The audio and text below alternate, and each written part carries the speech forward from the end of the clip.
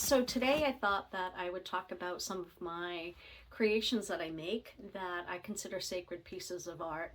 I use them for rituals. I use them for, so rituals, I mean, it'll make sense once once I show you the one that I'm going to show you today. So I sometimes I put them on, and sometimes I will get channeled messages.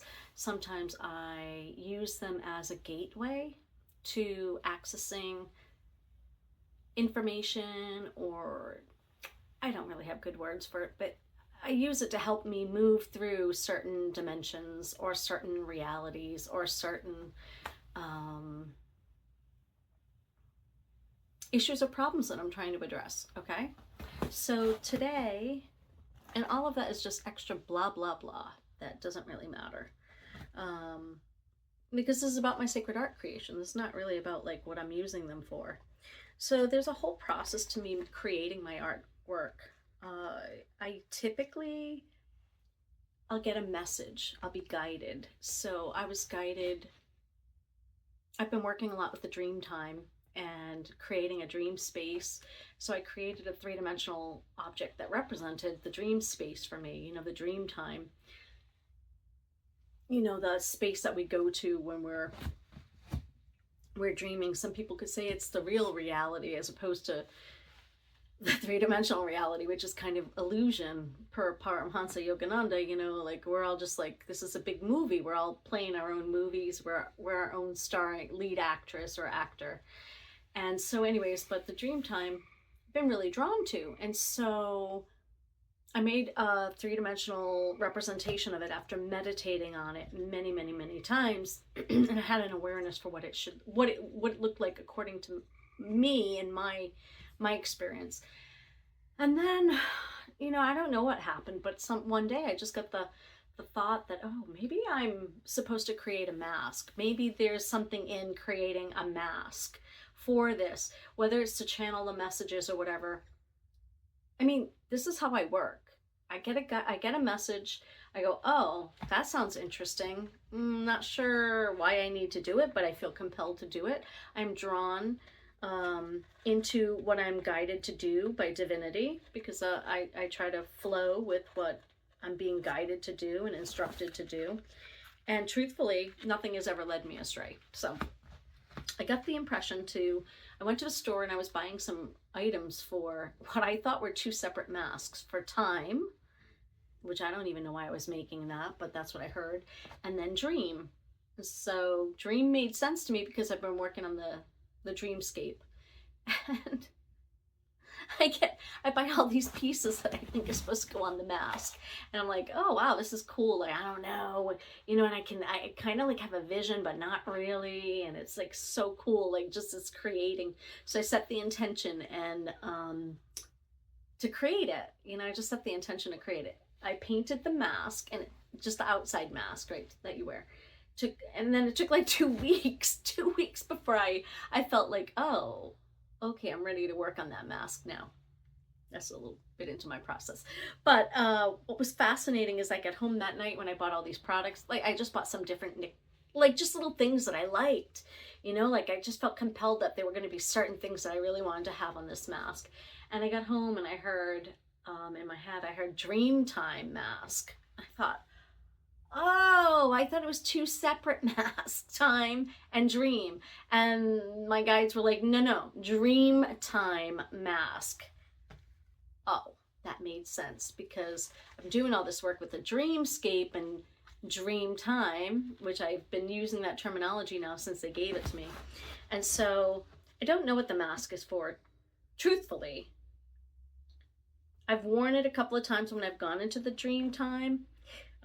Through meditation, I've worn the mask, and it's a fascinating experience.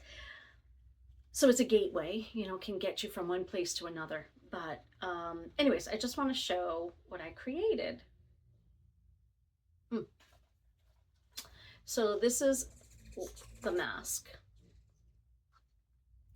And I have to say that when I got it at the store, okay, so Michael's here in the United States used to have this great collection of plain masks that you could buy, Mardi Gras style, blah, blah, blah.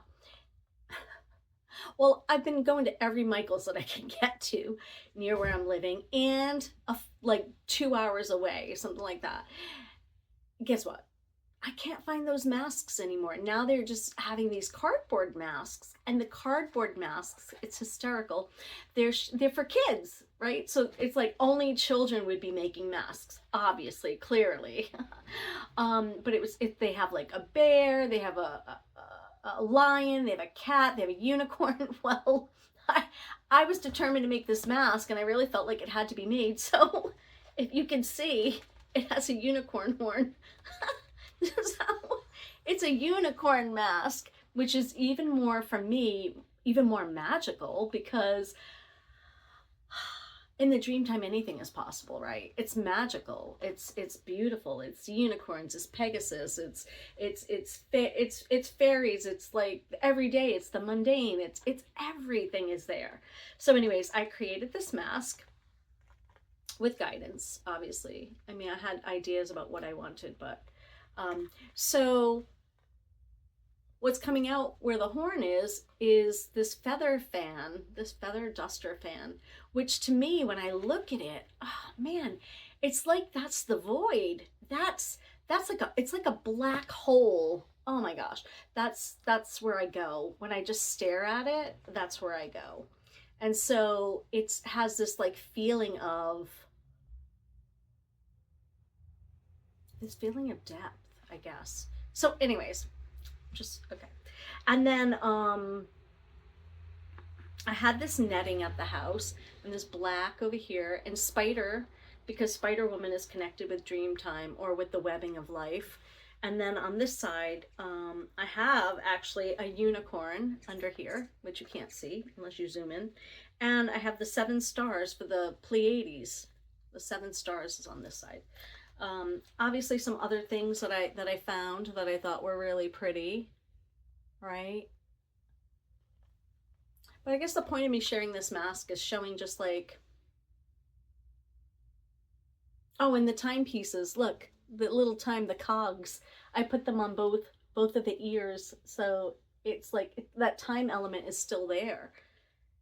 The time element's still there, right? Because we can have multiple dreams over the course of time that are the same dream, like recurring dreams, and time doesn't exist and all that. So anyways, the point of me sharing this is I feel like it's about time for me to, you know, share my passion. This is a passion of mine. I make sacred art. This masks are just one. I'm going to be experimenting with a different kind of mask soon. I like to create objects that have to do with personal healing, things that can help. Well, actually, I'm going to be exploring more, I mean, healing, but in a different way than how I've looked at it before. So healing in a more positive aspect. So I've done pieces on fear and anger and things like that, and that's wonderful. But I'm like, what about doing a piece for joy? I'm like, I'm kind of excited. I have all these thoughts about what it could look like, and I don't know what it'll look like. So joy and success. And then, you know, I think I've shared on another video, and then I just sit with the pieces and I just feel them. And I let them, like, it expresses me. It feels like it's an expression of what is and what could be.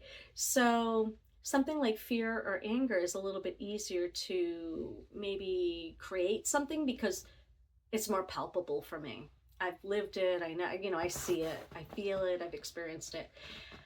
Whereas joy, I have experienced it, but it's like, how do you represent joy? Like, and it's kind of like, what's it gonna do for my life? Like, how is that gonna, I just feel it, I feel it. Joy, success, like, how is that gonna like shift me? And if you could tell, like, it just feels so exciting.